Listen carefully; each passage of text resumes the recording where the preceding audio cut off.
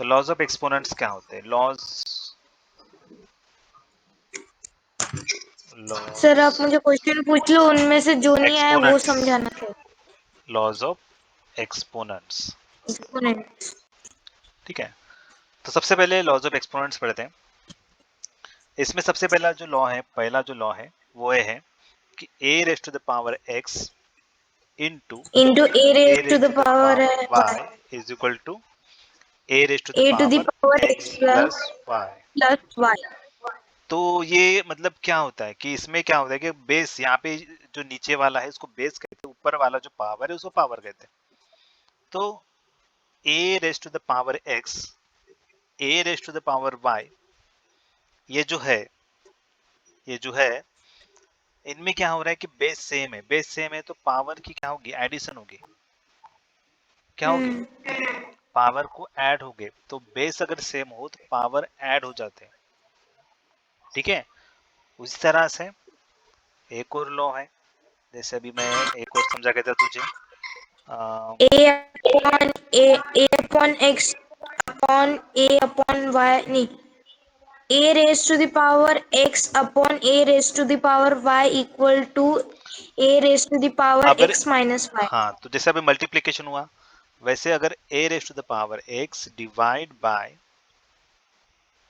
a raise to the power y हो तो उसका क्या होता है? a a raise to raise the to the power power X minus x Y. Minus 1। सिर्फ इतना याद रखना कि मल्टीप्लीकेशन में क्या होता है? मल्टीप्लीकेशन में एडिशन होता है और डिवीजन में मल्टीप्लीकेशन में एडिशन हो सब्ट्रैक्शन। रहा है, बेस सेम हो तो बेस सेम हो तो हाँ मल्टीप्लीकेशन में एडिशन हो रहा है, और बेस सेम हो तो डिवीजन में सब्ट्रैक्शन होता है। सिर्फ मल्टीप्लीकेशन में एडिशन होता है, डिवीजन में सब्ट्रैक्शन होता है, ठीक है। उसी तरह से एक तीसरा एक आता है। तीसरा जो लॉ है वो ये है कि अगर a का पावर कुछ है, सपोज a का पावर m है, और इस पूरे एक्सपोनेंट्स का भी पावर कुछ है, n है, ठीक है। a का पावर m है और इस यस पूरे सर। एक्सपोनेंट का पावर भी n है। तो इसका हम्म। मतलब होता है इस केस में हम क्या करते हैं कि ए रेज जो टू द पावर एम जो भी इंटू एम। पावर है, जो अंदर का पावर है और जो बाहर का पावर है, उनका हम मल्टीप्लिकेशन कर देते हैं, ठीक है। जो अंदर का यस सर। पावर है और बाहर का पावर है उसको हम मल्टीप्लाई कर देते हैं। सिमिलरली अगर तूने एक क्वेश्चन पूछा था मुझे कि क्या हो कि बेस डिफरेंट हो और पावर क्या हो? और पावर सेम हो। सेम हो। तो यहाँ पे बेस डिफरेंट है लेकिन पावर क्या है? सेम हो। तो उस केस में क्या होता है? बेस का मल्टीप्लिकेशन होता है, बेस का मल्टीप्लिकेशन, और पावर सेम है इसलिए हम इसको होल देते हैं, होल पावर देते हैं। समझ रहे मैं क्या बोल रहा हूँ? कि मतलब अगर पावर वही रहेगा। पावर वही रहेगा क्योंकि इससे पावर सेम है, ठीक है। जैसे इस केस में बेस सेम था, तो बेस सेम था लेकिन डिवीजन होने के कारण इनके ये सब्ट्रैक्ट हो रहे हैं, ठीक है। और इसमें मैं एक और चीज ऐड कर देता हूँ कि जो ऊपर का जो लॉ है, इस लॉ में एक और चीज मैं ऐड कर देता हूँ, और वो चीज है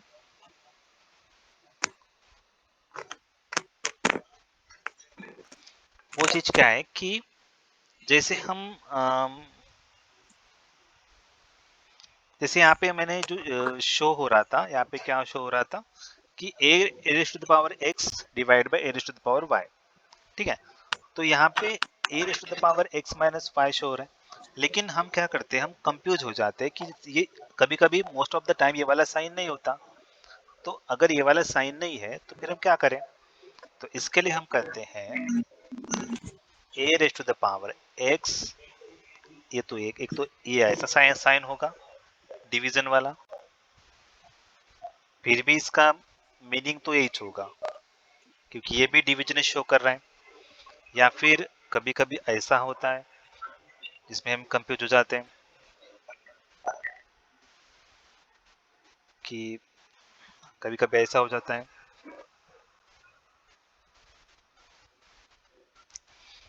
कि a raise to the power क्या होता है? a raise to the sir power A x होता है और ऐसा लिखा जाता है, और a to the power y, ठीक है, अब इस इन दोनों में क्या हो रहा है, हमें ये सिंबल, ये जो इन ऑब्लिक है, दोनों ये भी डिवीजन शो हो रहा है। ठीक है, जैसे जैसे ये डिवीजन शो हो रहा है, तो ये भी क्या कर रहा है, डिवीजन ही शो कर रहा है। तो इस केस में भी जो होगा इक्वल्स टू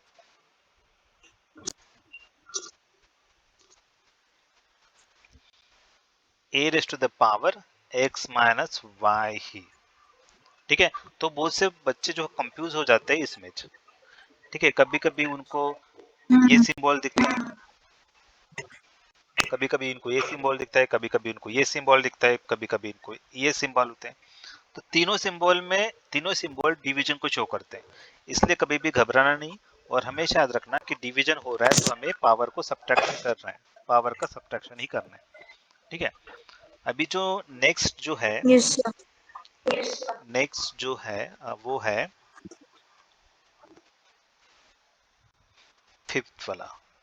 ठीक है, अब जैसे यहाँ पे ये ऐसा हो रहा है, मतलब जैसे अगर दो डिफरेंट एक्सपोनेंट है जिनके पावर सेम है, तो उन बेसिस का हम क्या करते हैं, इन बेसिस को मल्टीप्लाई करके पावर सेम कर देते हैं। सिमिलरली इसका उल्टा भी होता है, मतलब अगर a इंटू बी का पावर अगर सेम हो, पावर अगर इसका सेम है, तो इसको हम इन बेसिस को सेपरेट भी कर सकते हैं, ऐसे सेपरेट भी कर सकते हैं। और ये करना पड़ता है हमेशा, कभी कभी हमें ये भी करना पड़ता है। ठीक है, अगर मतलब पावर सेम हो दो बेसिस का, तो उनको हम सेपरेट भी कर सकते हैं।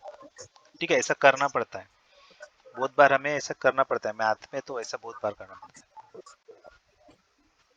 ठीक है, अभी 6 जो है,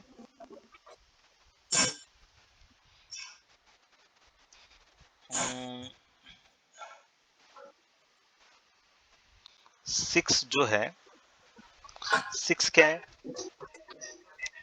कि sir A negative A raise negative to negative power हो तो क्या हुआ, सपोज बेस ए है और सर पावर अगर निगेटिव निगेटिव है। पावर हुआ तो equals to 1 upon A raise to power M.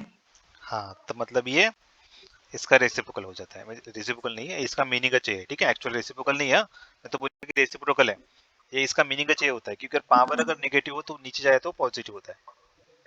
ठीक है, तो ये एक लॉ है।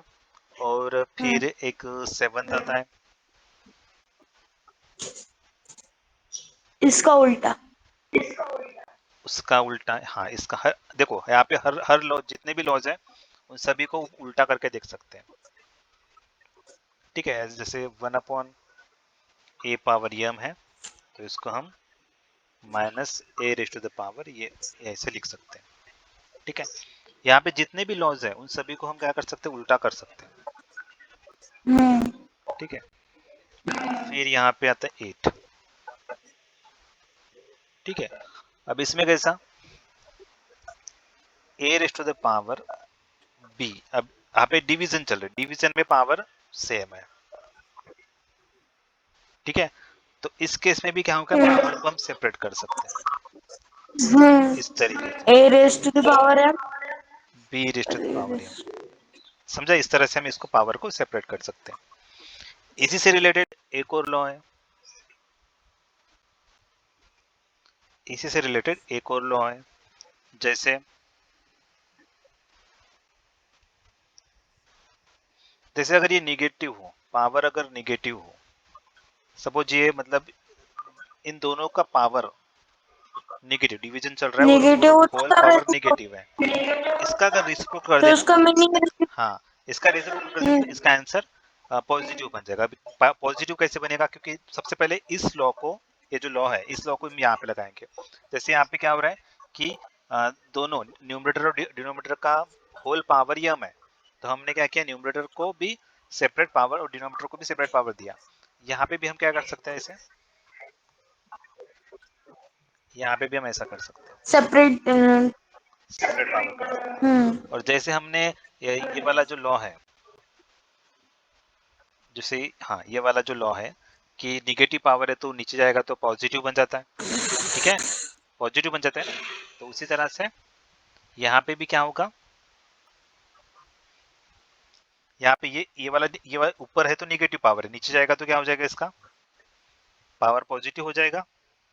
वैसे तरह ये नीचे निगेटिव इसका पावर ऊपर जाएगा तो ये पॉजिटिव हो जाएगा। ठीक है, अब ये दोनों का पावर सेम है, दोनों का पावर सेम है तो हम इसको लिख सकते हैं ऐसे, दोनों का पावर सेम है, क्योंकि दोनों का पावर सेम है न्यूमरेटर डिनोमिनेटर का, इसलिए हम इसको होल पावर ऐसे लिख सकते हैं। समझा? समझा क्या? हेलो?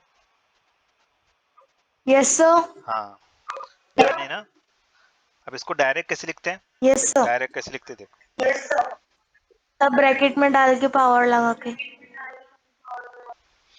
डायरेक्ट कैसे लिखते हैं देखो, अभी 10th वाला देखो, डायरेक्ट इसको लिखेंगे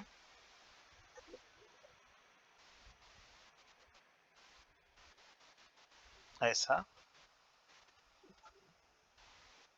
b बाय a, मतलब इसका रेसिप्रोकल सीधा, और ये बन गया पॉजिटिव, पावर पॉजिटिव। ठीक है, मतलब यहाँ पे मैंने जो है ना, यहाँ पे मैंने प्रोसेस बताई तुझे, यहाँ पे मैंने तुझे बताई प्रोसेस। ठीक है, यहाँ पे क्या बताया तुझे मैंने प्रोसेस कि ऐसा क्यों हो रहा है, ये जो शॉर्टकट हम पढ़ते हैं ये कैसा क्यों पढ़ते हैं, क्योंकि यहाँ पे ये प्रोसेस हो रही है। सबसे पहले पावर सेपरेट किया, फिर नेगेटिव है तो ये पॉजिटिव में कन्वर्ट किया, फिर दोनों का पावर सेम है तो हमने ऐसे लिख दिया। तो ये प्रोसेस को हम शॉर्टकट में ऐसे लिखते हैं। समझा? और एक लॉ है यस सर। कि अगर a का पावर 0 है तो उसको हम लिखते हैं 1। a मतलब कोई नंबर, ठीक है, किसी का भी पावर अगर क्या हो, क्या हो, 0 0 हो तो हम उसको 1 लिखते हैं। सिमिलरली, 1 लिख सकते। किसी का भी पावर अगर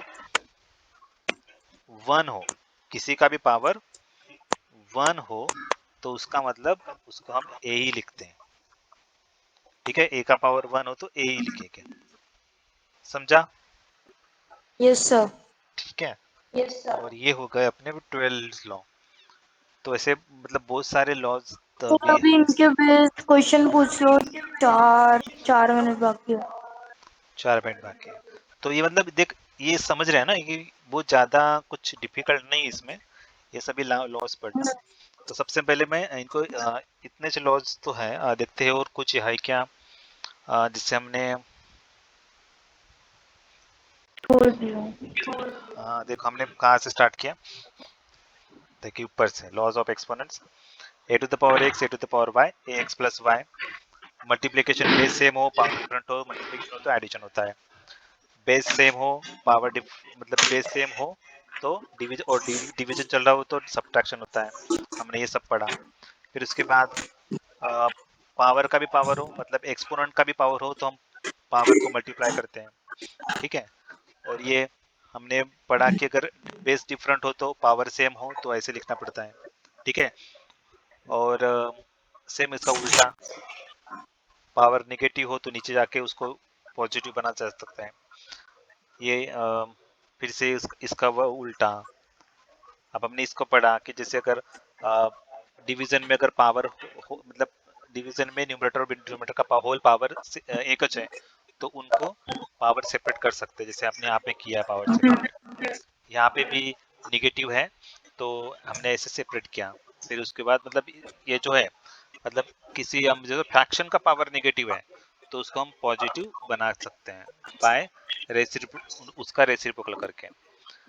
किसी भी नंबर का पावर अगर 0 हो तो 1 होता है, किसी भी नंबर का पावर 1 हो तो वो इच नंबर होता है। ठीक है, सर और क्या एक और एक हम भूल गए। कौन सा? सर कहते a to the power m bracket to the power n bracket to the power p equals to हाँ a तो raised to the अभी power m into n into p। हाँ सर तो आपने p कहते आपने ये नोटबुक में लिखवाया है। लिख